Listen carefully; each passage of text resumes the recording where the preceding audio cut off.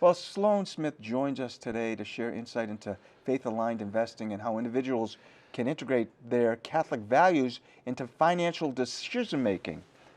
Sloane, how are you? Jay, great to see you. Thanks for having me back. I can't believe you allowed me back since the last time, but excited to be here. Well, anyone from Notre Dame, since we have their Mass on every Sunday, is welcome here. Perfect. I'll run with that. That sounds great. Yeah, and I was so surprised when we were talking earlier that you were a lacrosse player at Notre Dame. So congratulations for that. That's a tough thing to be a D1 athlete and also attend a school. So Yeah, it was a great run for sure. They almost pulled it out this year, but Princeton had them. But it was a great run and really fun to watch. So kudos to the team and my head coach is still running the program. Can't believe it, for 38 years, Kevin Corrigan. So Wow. kudos to what he's built. well, those Princeton Tigers are always, difficult. They're So, always difficult. Yep, yep. well, a lot of people in our audience have retirement accounts and they're contributing to or using the money from. If they're interested in aligning their faith with their investments, what are some of the key topics they should pay attention to?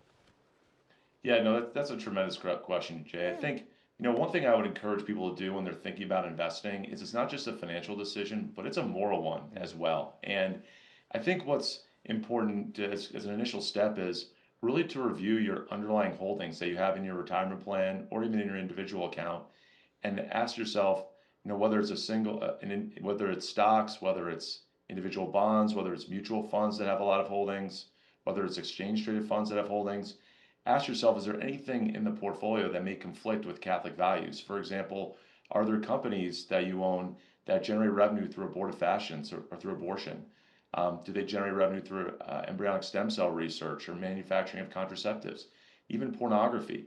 I think that's a good first step. I think additionally, you should also ask yourself, do the companies I own, are they making a positive impact in the world?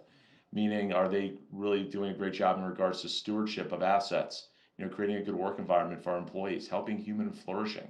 And obviously that's a lot to look into, but I think it's important because as we know, as faith-based individuals and Catholics, we really take a lot of pride in how we live our life on a daily basis. And we really want that to be in line in how we invest as well. So I think those are key things that really should be paid attention to as initial steps. So some investors that are watching might think that they need to sacrifice returns in the faith aligned space. What do you say to that?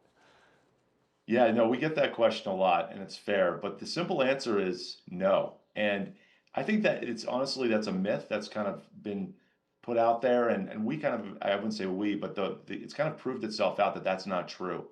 I think what's been really exciting is over the last numerous years, going back the last decade, there's a lot of great investment products, whether it be mutual funds, exchange traded funds, even alternative products out there that have generated great returns. And what we've done is we've looked back over time for numerous time frames, and these products that are investing in line with Catholic teaching, not only through screening but through positive screening as well, are generating great returns above public benchmarks like the S&P 500 or even fixed income benchmarks like the Bloomberg Barclays Aggregate Index.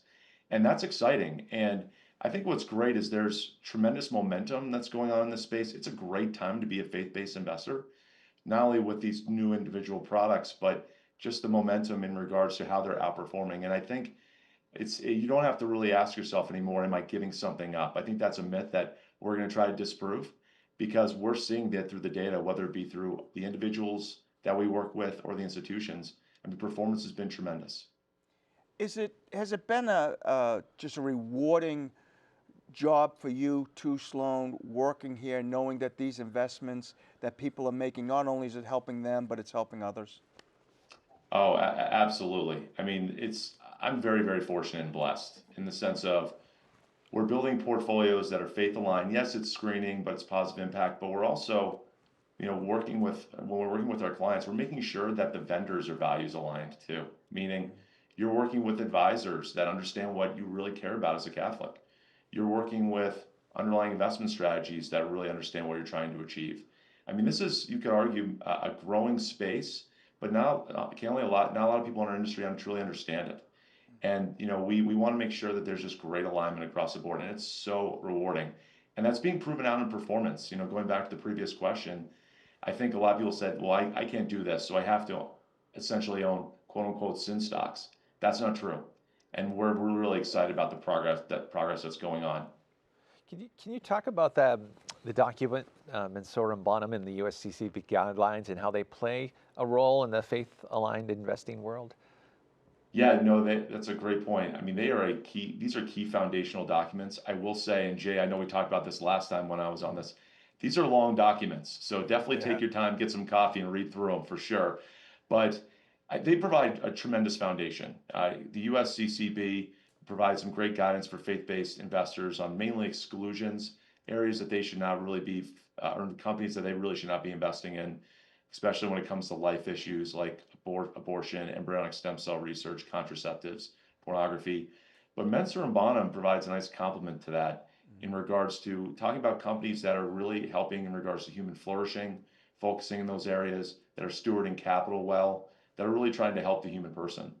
And again, they can be in-depth and complicated, but I think that's the reason why you hire an aligned advisor or a consultant to help coach you through it, because I think these documents are tremendous. But again, there's definitely some things that need to be clarified for sure, especially as an individual or as an institution. Sloane, we never have enough time, unfortunately. If someone is watching and wants to build a faith-aligned portfolio or sees if their investments are already faith-aligned, how can they do that? Well, yeah, I think a great first step, Jay, is what I said at the very beginning. You should really look at your holdings. But I think that and really determine whether there's good alignment there. But I think a second key step, you need to work with an advisor or consultant to coach you through this.